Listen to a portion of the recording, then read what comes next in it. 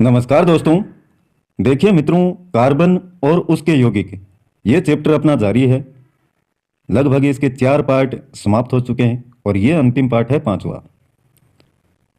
Last time में आपने carbon के अपरूप हैं हीरा, ग्रेफाइट, फुलरीन, इनकी संरचना है वो अच्छे से जानी, उनके उपयोग क्या हैं उनके बारे में जाना। और आज देखिए बहुत ही महत्वपूर्ण टॉपिक है, दैनिक जीवन में उपयोगी कुछ महत्वपूर्ण कार्बनिक यौगिक। सबसे पहले आपका है CFC, क्लोरोफ्लोरोकार्बन या फ्रियोन। पॉलीक्लोरोफ्लोरो एल्केन, इसको कहते हैं फ्रियोन। ध्यान में रखें, पॉलीक्लोरोफ्लोरो एल्केन को फ्रियोन कहा जाता है। कार्बन परमाणु से जब क्लोरीन एवं फ्लोरीन जुड़कर यौगिक का निर्माण करते हैं तो इन यौगिकों को कहते हैं क्लोरोफ्लोरोकार्बन और शॉर्ट में नाम है CFC, और इनको फ्रियोन भी कहते हैं। कार्बन परमाणु से जब संयोग होता है किसका, क्लोरीन और फ्लोरीन का, तब जो भी यौगिक बनते हैं उन्हीं को कहते हैं CFC। और इनका निर्माण देखिए कैसे होता है, फ्रियोन का निर्माण। CCl4 कार्बन टेट्राक्लोराइड की अभिक्रिया करवाई जाती है किसके साथ में, हाइड्रोजन फ्लोराइड के साथ में। किसकी उपस्थिति में, SbCl5 की उपस्थिति में करवाने पर बनता है आपका फ्रियोन 11। CCl3F, इसको बोलते हैं ट्राइक्लोरो मोनोफ्लोरो मेथेन, और साथ में आपकी हाइड्रोजन क्लोराइड है वो बनता है। तो ये अभिक्रिया आपको ध्यान में रखनी है। फ्रियोन का निर्माण कैसे होता है, कार्बन टेट्राक्लोराइड की अभिक्रिया हाइड्रोजन फ्लोराइड के साथ में जब SbCl5 की उपस्थिति में करवाते हैं तो आपका बनता है फ्रियोन 11, और इसका नाम है ट्राइक्लोरोमोनोफ्लोरोमेथेन, साथ में हाइड्रोजन क्लोराइड। नामकरण देखिए इसका कैसे देते हैं। फ्रियोन के अणुसूत्र में उपस्थित कार्बन, हाइड्रोजन और फ्लोरीन परमाणु की संख्या का निम्न अनुसार प्रयोग करते हुए फ्रियोन का नामकरण करते हैं। जैसे फ्रियोन XYZ। X फ्रियोन अणु में उपस्थित कार्बन परमाणुओं की संख्या है।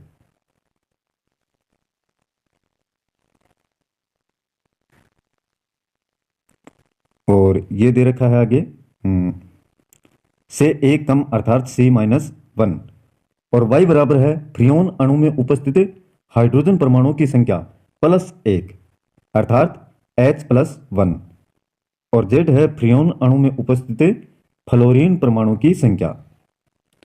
मुख्य फ्रियोन है उनका नामकरण, फ्रियोन का नाम है 11, एक का 12, एक फ्रियोन है 112 और एक है 113। ये XYZ हैं। CFCl3 ये पूछे जाते हैं, निम्नलिखित में से फ्रियोन 11 का अणु सूत्र कौन सा होगा, तो ये ध्यान में रखना आपको CFCl3। इसमें जो हाइड्रोजन परमाणुओं की संख्या है वो 1 है, और फ्लोरीन परमाणुओं की संख्या कितनी है, वो 1 है। CF2Cl2, इसमें आपके ये फ्रियोन 12 का अणु सूत्र है। ये जो भी लिखा हुआ है साथियों ये आपको देखना होगा। देखिए ये फ्रियोन का नामकरण, X बराबर आपको ध्यान में रखना है कि कार्बन परमाणुओं की संख्या है, Y बराबर हाइड्रोजन परमाणुओं की संख्या है, और Z बराबर फ्लोरीन परमाणु की संख्या। तो सारे के सारे ये सारणी स्क्रीनशॉट ले लें आप, अच्छे से इसको ध्यान में रखें। फ्रियोन के उपयोग देखिए, अक्रिय विलायक के रूप में प्रयुक्त होते हैं। अक्रिय यानी जो क्रियाशील कम हो। रेफ्रिजरेटर, एयर कंडीशनर, शीत संग्रहारों में प्रशीतक के रूप में प्रयुक्त किया जाता है इनको, फ्रियोन को। आपके फ्रिज हैं, एयर कंडीशनर हैं, इनमें। नेक्स्ट है CNG, कंप्रेस्ड नेचुरल गैस, ये फुल फॉर्म भी इसकी ध्यान में रखें। संपीड़ित प्राकृतिक गैस को CNG कहते हैं। इसमें होती है आपकी मुख्यतः मेथेन और कुछ अन्य हाइड्रोकार्बन भी होते हैं। CNG में कार्बन की प्रतिशत मात्रा कम होती है, अतः इसके दहन से कार्बन मोनोऑक्साइड एवं कार्बन डाइऑक्साइड भी कम ही निकलता है। क्यों? क्योंकि कार्बन की मात्रा है, प्रतिशत मात्रा वो होती है इसमें कम। कार्बन की मात्रा अत्यधिक होगी तो कार्बन मोनोऑक्साइड और कार्बन डाइऑक्साइड ज़्यादा निकलेंगे। अतः यह पेट्रोलियम उत्पादों की तुलना में पर्यावरण के लिए कम हानिकारक है। पृथ्वी की गहराई में पेट्रोलियम के ऊपर परत के रूप में पाई जाने वाली गैसों को प्राकृतिक गैस कहते हैं। पृथ्वी की गहराई में पेट्रोलियम के ऊपर परत के रूप में पाई जाने वाली गैसों को क्या कहते हैं? प्राकृतिक गैस। ये प्राकृतिक गैस है, उसकी परिभाषा है।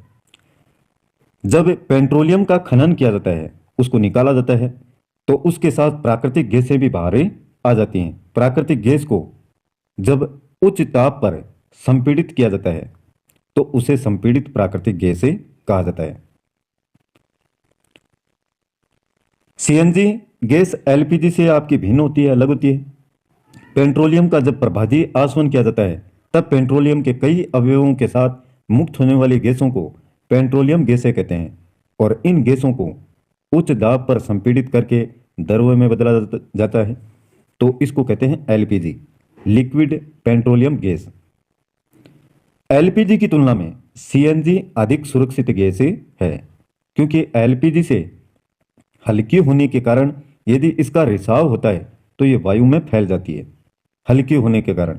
जबकि एलपीजी भारी होने के कारण नीचे की सतह में एकत्रित हो जाती है, जिससे दुर्घटना की संभावना ज़्यादा बढ़ती है। तो ये अंतर है एलपीजी और सीएनजी में। सीएनजी का उपयोग देखें, एक तो ईंधन के रूप में, एक वाहनों में जो पेट्रोल है डीजल के स्थान पर सीएनजी का प्रयोग आजकल बहुतायत किया जाने लगा है। नेक्स्ट है आपका बहुलक, पॉलीमर।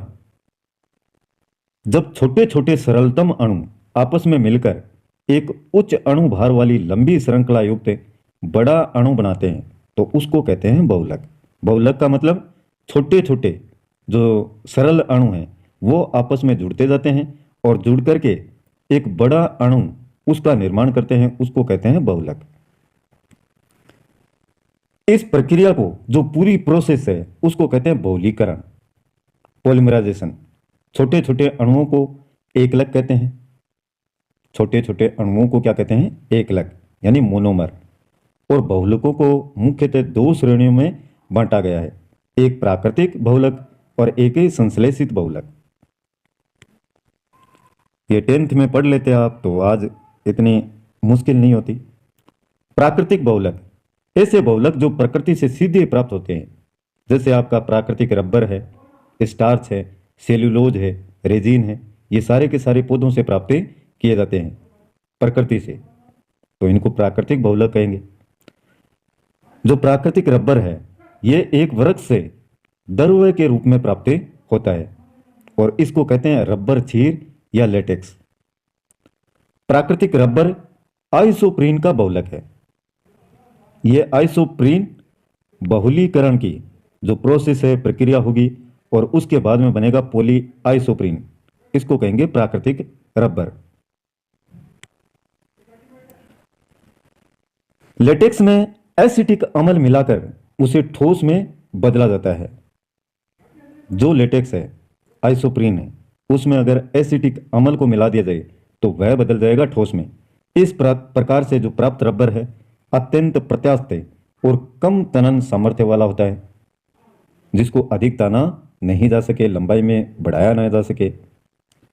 अतः इससे परिष्कृत उत्पाद नहीं बनाए जा सकते हैं, यानी दोबारा से अन्य पदार्थ।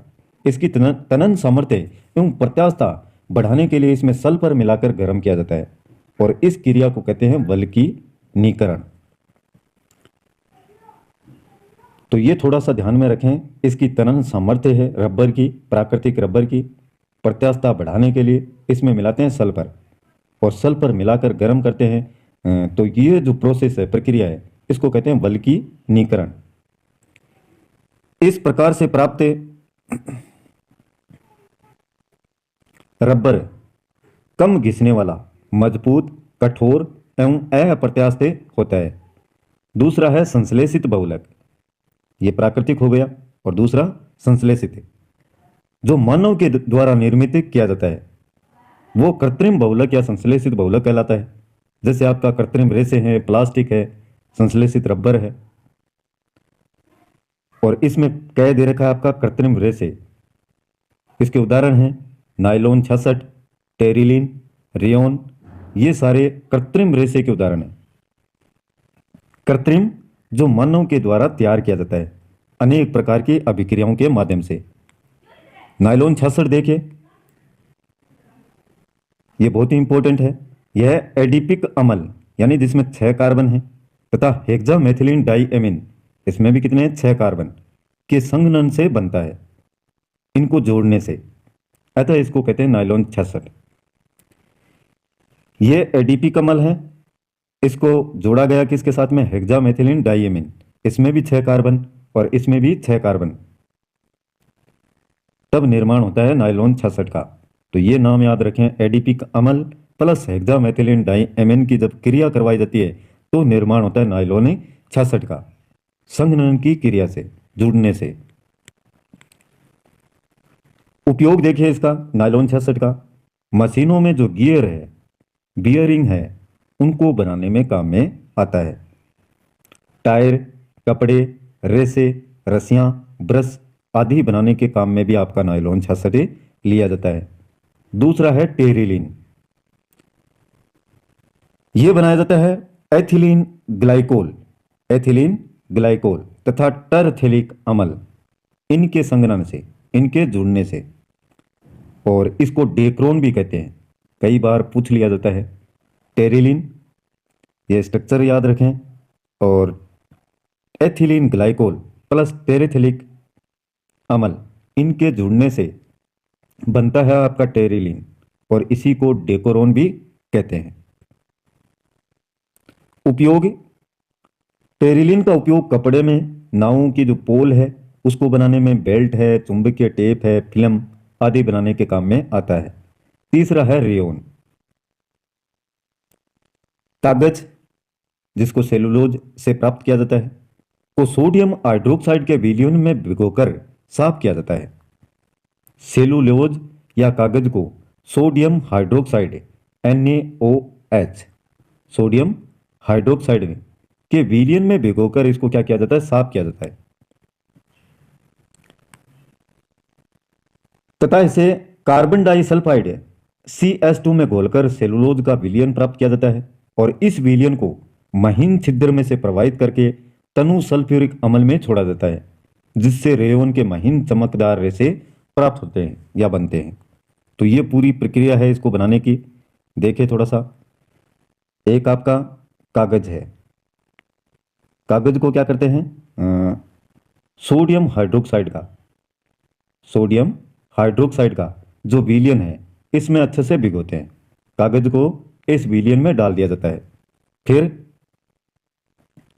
CS2 यानी कार्बन डाइसल्फाइड का घोल है उसका विलयन प्राप्त किया जाता है, और इस विलयन को महीन छिद्र में से प्रवाहित करके फिर तनु सल्फ्यूरिक अम्ल H2SO4 में डाला जाता है, जिससे आपके रेयॉन के महीन चमकदार रेशे बन जाते हैं। उपयोग देखिए रेयॉन का, वस्त्र, धागे, दरियां आदि बनाने के काम में लिया जाता है। ख आपका है प्लास्टिक, इसमें पहला है पॉलीथीन। एथीन के अणु उच्च ताप एवं दाब पर उत्प्रेरक की उपस्थिति में बहुलीकरण क्रिया का करके पॉलीथीन बनाते हैं। एथीन उच्च ताप टेम्परेचर दिया जाता है और दाब, ये उत्प्रेरक हैं। उत्प्रेरक की उपस्थिति में बहुलीकरण की क्रिया होती है और इससे बनता है आपका पॉलीथीन। यह लचीला और मजबूत प्लास्टिक है। उपयोग है थैलियां बनाने में, सांचे में ढली वस्तुएं हैं, पाइप, ट्यूब आदि बनाने के काम में लिया जाता है। अब देखिए इसी में सेकंड प्लास्टिक में आपका एक और है पॉलीविनाइल क्लोराइड। यह विनाइल क्लोराइड के बहुलीकरण से बनता है PVC, पॉलीविनाइल क्लोराइड। उपयोग है इसका पाइप बनाने में, जूते, चप्पल, थैले, बरसाती कपड़े हैं, खिलौने, फोनोग्राम की रिकॉर्ड, विद्युत रोधी परतें इत्यादि बनाने के काम में आता है। और तीसरा है पॉली एक्रिलोनाइट्राइल, या इसको बोलते हैं ओरनॉल। थोड़ा सा लिखेंगे इसको तो याद होगा। विनाइल साइनाइड या एक्रिलोनाइट्राइल, इसके बहुलीकरण से, यानी बहुत सारे इसके अणु हैं आपस में जुड़ेंगे तो जुड़ने से क्या बन जाएगा, पॉलीविनाइल साइनाइड या पॉलीएक्रिलोनाइट्राइल। PAN का पूरा नाम क्या है, पॉलीएक्राइलोनाइट्राइल। PVC का पॉलीविनाइल क्लोराइड। तो ये सारे ध्यान में रखने हैं और इसको कहते हैं ओरलोन भी, PAN को। थोड़ा सा मैटर और है इसमें, देखिए इसके उपयोग देखिए। स्वेटर, ऊन जैसे तंतु, जैसे जिससे तकिया गद्दे आदि बनते हैं। और चौथा है पॉलीस्टायरीन। ये स्टायरीन विनाइल बेंजीन स्टायरीन के बहुलीकरण से प्राप्त होता है। पॉलीस्टायरीन, स्टायरीन से पॉलीस्टायरीन, एथीन से पॉलीथीन, यानी इसमें बहुत सारे छोटे छोटे अणुओं को लिया जाता है और फिर बन जाते हैं बड़े अणु। उपयोग देखिए पॉलीस्टायरीन का, चाय के कप हैं, बोतलों के ढक्कन, रेफ्रिजरेटर के भाग, दीवारों की टाइल्स हैं, पैकिंग सामग्री, ये सारे बनाने के काम में आते हैं। और अब देखिए संश्लेषित रबर गय भाग, यह मुख्यतः दो प्रकार के होते हैं, एक ब्यूना एस और एक ब्यूना एन। ब्यूना एस को बोलते हैं ब्यूटाडाइन और स्टायरीन से निर्मित, ब्यूटाडाइन एवं स्टायरीन से। और ब्यूना एन बनता है आपका ब्यूटाडाइन एवं एक्रिलोनाइट्राइल के संयोग से। इसके लिए 2,3-डाइमेथिल 1,3 ब्यूटाडाइन को कार्बन डाइऑक्साइड की उपस्थिति में सोडियम द्वारा उत्प्रेरित कर रबर जैसा उत्पाद प्राप्त किया जाता है और इसको कहते हैं ब्यूना। इसमें ब्यूटाडाइन तथा Na सोडियम उत्प्रेरक को दर्शाता है। उपयोग तेल की टंकियों में, टायर ट्यूब में, चिकित्सा के उपकरणों में, पेट्रोल के नल, जूतों के तले आदि बनाने के काम में आता है। अब महत्वपूर्ण बिंदु एक बार दोबारा से थोड़ा सा देख लीजिए, जो पूरा चैप्टर पढ़ा है। कार्बन की संयोजकता कितनी, 4 बताई हैं, जो एक समचतुष्फलक है के चारों कोनों की तरफ निर्देशित होती हैं। कार्बन में एक विशेष प्रकार का गुण पाया जाता है जिसमें कार्बन कार्बन से जुड़कर कई यौगिकों का निर्माण कर लेते हैं और उसको नाम दिया था अपन ने श्रृंखलन। कार्बन तथा हाइड्रोजन के मध्य सहसंयोजक बंध का निर्माण होता है तथा कार्बन और हाइड्रोजन से निर्मित यौगिक आपके हाइड्रोकार्बन कहलाते हैं। हाइड्रोकार्बन को 3 श्रेणियों में अपन ने बांटा, एल्केन, एल्किन और एल्काइन। एल्केन में कार्बन कार्बन एकल बंध होते हैं, एल्किन में कार्बन कार्बन द्विबंध, एल्काइन में कार्बन कार्बन त्रिबंध। ये सारे के सारे महत्वपूर्ण बिंदु हैं। आगे जो भी आपने पढ़ा है ये सारी बातें इसी में बताई गई हैं महत्वपूर्ण पॉइंटों में। अब देखते हैं इसके प्रश्न। देखिए मेथेन में जो बंध कोण का मान है कितना होता है, मेथेन में बंध कोण का मान 109 डिग्री 28 मिनट। C5H10 हाइड्रोकार्बन है तो यह है पेंटीन, इसमें क्या होता है, डबल बॉन्ड होता है C5H10 में। फ्रियोन 11 का अणु सूत्र CFCl3। प्राकृतिक जो रबर है किसका बहुलक है, देखिए अभी पढ़ा है अपने, प्राकृतिक रबर किसका बहुलक है, गौर कीजिए इसका।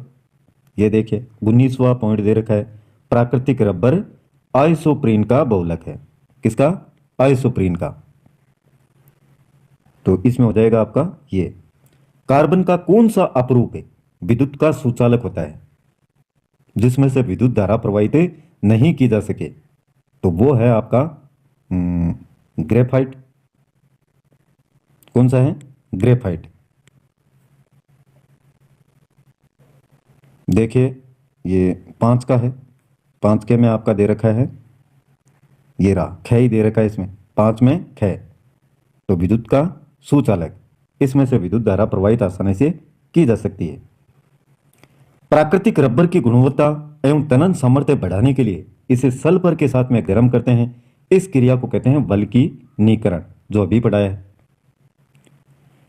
यदि कार्बन में कार्बन परमाणु की संख्या 3 है तो पूर्व लगन क्या लगाएंगे आप? मैंने आपको बताया था एक कार्बन तो मैथ, दो कार्बन तो एथ और तीन कार्बन हो तो उसको बोलते हैं प्रोप। तो परमाणु की संख्या तीन है तो तीन को क्या बोलेंगे? प्रोप। पूर्व लगन में प्रोप। अगर सिंगल बॉन्ड है, सिंगल बॉन्ड से कार्बन जुड़ा हुआ है तो अनुलग्न में लगाएंगे एन। डबल बॉन्ड हो तो इन और ट्रिपल बॉन्ड हो तो आइन। तो इसका अनुलग्न क्या लगा करके क्या बनेगा फिर? प्रोपेन। आठवां देखिए CH2 डबल बॉन्ड CH और single bond CH2 single bond chlorine. इसका IUPAC नाम क्या होगा? देखिए इनमें से नामकरण कैसे करेंगे? 1 2 3। तीन कार्बन है और 3 नंबर पर जो प्रतिस्थापी है वो कौन सा है? क्लोरो। 3 क्लोरो। 1 पर 3 कार्बन है तो इसको क्या बोलेंगे? प्रोप। डबल बॉन्ड है तो इन लगा देंगे अनुलगन, तो क्या बन जाएगा? प्रोपीन। तो इस प्रकार से 3 क्लोरो 1 प्रोपीन, ये हो जाएगा इसका सही। तो ये कार्बन और उसके यौगिक पूरा चैप्टर ये आपका समाप्त हुआ। कल फिर शुरू करेंगे अगला चैप्टर। वीडियो पसंद आए तो लाइक कीजिएगा, अपने मित्रों के साथ में शेयर करें और चैनल को सब्सक्राइब नहीं किया है तो वो भी कर लें, जिससे आने वाले प्रत्येक वीडियो के नोटिफिकेशन आपके मोबाइल की होम स्क्रीन पर आपको लगातार मिलते रहे। आज के लिए बस इतना ही साथियों। कल फिर मिलते हैं एक नए वीडियो, नए टॉपिक और नई जानकारी के साथ में। तब तक के लिए जय हिंद।